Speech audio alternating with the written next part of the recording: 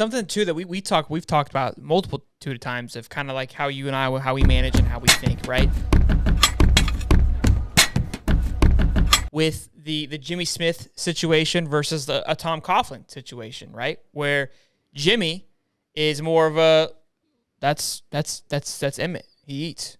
He does what he wants, right? Like these guys are studs. They can come in and do it. They've earned their right.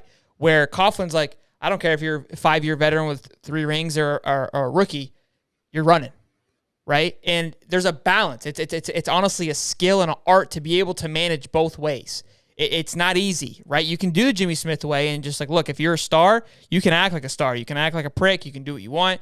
And I'm going to make it work for this team. We're still going to win. Obviously, he won. Coughlin was not that way, and he still won. So it's just hard to do both, to be honest with you. And I think that's why that coaching job is so lucrative and why the guys they're signing fat paychecks, because look, either which you have to choose one of them. You can't find the gray area. It has to be we're all in on like this. This is the culture. Here's what we're doing, or it's going to be a boot camp style. And it feels like we're headed towards more of the boot camp style of things versus where I feel like Mullen felt like it was more of like a showboat freestyle. We're winning games. I don't care what you do kind of thing. And that's how things can also fall apart very quickly. Now, I do believe that where the route that we're headed now, it takes a lot longer for things to build because guys are gonna have to adjust and be able to realize like, look, it's a team. You're not a superstar.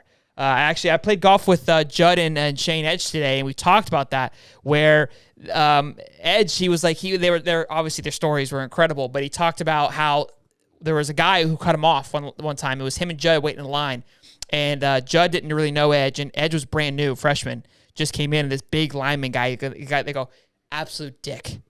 I don't know the guy's name, but I was like, wow, like there is guys that are assholes. He goes, like, absolutely. They just thought they were bigger than the world. And I go, even now? He goes, absolutely. He goes, 90% of them, great dudes. But there's still 10% that just think they're bigger than the rest of the team. That's just always on every team.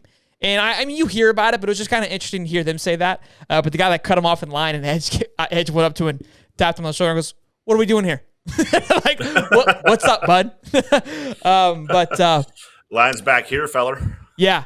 Yeah, so it was. It's cool to see, just kind of, you just hear that, like that insight of like, man, people are just there's always going to be dickheads, no matter what situation, no matter who's in charge. Because obviously we know how Spurrier ran camp, right? And there were still guys that thought they were bigger than life itself. So